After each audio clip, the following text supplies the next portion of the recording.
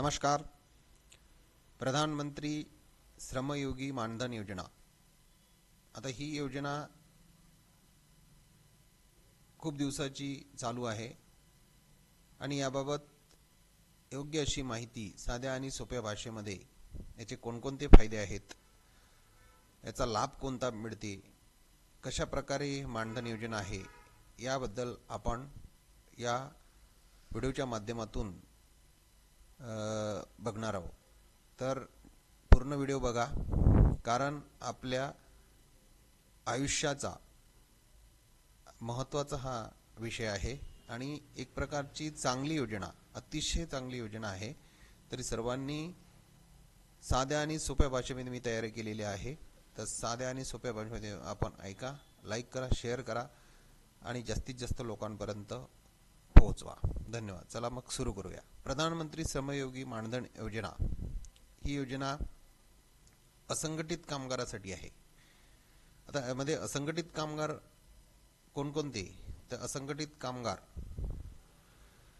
साठी ही एक आनंदाची बातमी आहे की ज्यांना या माध्यमातून 3,000 रुपये पेन्शन, वयाच्या 60व्या वर्षानंतर 3,000 रुपये पेन्शन मिळणार आहे. तर ही एक आनंदाचीच बातमी असंघटित कामगारांसाठी आहे. तर त्याचे काय काय पात्रता, काय काय निकष आहेत ते आपण आता पाहणार आहोत. चला. आता प्रधानमंत्री श्रमयोगी मानधन योजना, त्यालाच आपण PMSYM सुद्धा म्हणतो, याची नोंदणी सुरू झालेली आहे. केंद्र सरकारची ही विशेष पेन्शन योजना असंघटित क्षेत्रातील कष्टकरी बांधवासाठी आहे. या योजनेमध्ये जास्तीत जास्त असंघटित कामगारांनी सहभाग घ्यावा आणि आपल्या वृद्धापकाळाची म्हणजे म्हातारपणाची चिंता दूर होऊ शकते आणि आपण एक प्रकारचे सन्मानाने 60व्या वर्षानंतर आपल्याला या योजनेचा आधार घेऊन आपण सन्मानाने जगता येते. त्यानंतर पहा, या योजनेचे मुख्य फायदे काय आहेत हे पाहणार आहोत. निश्चित पेन्शन, वयाची 60 वर्ष पूर्ण झाल्यानंतर आपल्याला दरमहा 3,000 रुपये पेन्शन मिळेल 60 वर्ष झाल्यानंतर.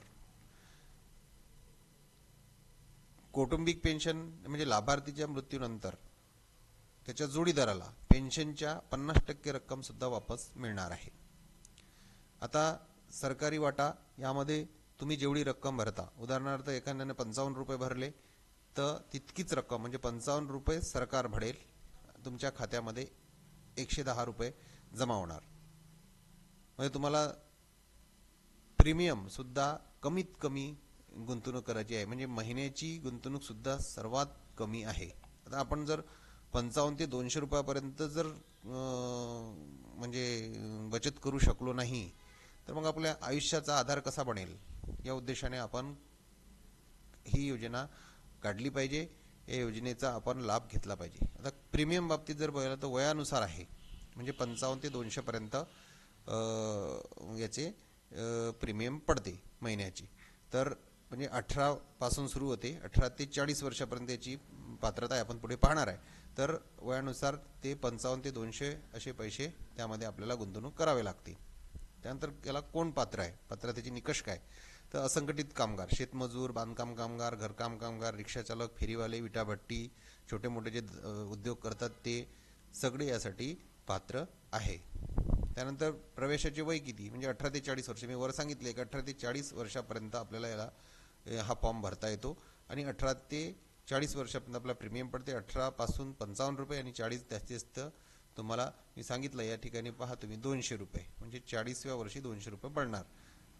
त्यानंतर उत्पन्न मर्यादा किती, तर मासिक उत्पन्न 15,000पेक्षा कमी असावे, म्हणजे यामध्ये, आणि इतर अटी काय, EPFO आणि ESIC आणि NPSचे सदस्य नसावेत.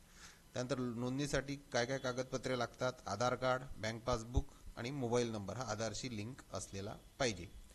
त्याच्यानंतर वारसदाराचे आपल्याला नाव, या ठिकाणी जेव्हा आपण वारसदार देऊ तो नॉमिनी, त्यामध्ये डिटेल आपल्याला भरावी लागेल. अशा प्रकारची एक छोटीशी मस्त अशी योजना आहे, केंद्र सरकारची योजना आहे. आजच नोंदणी करा. वयाच्या 60व्या वर्षानंतर दरमहा 3,000 मिळवा. वृद्धापकाळाचा आधार, प्रधानमंत्री श्रमयोगी मानधन योजना. धन्यवाद. नक्की या योजनेला आपण जर 18 ते 40 वर्षाचे वयोगट असेल तर नक्की यामध्ये सहभागी व्हा. धन्यवाद. आणि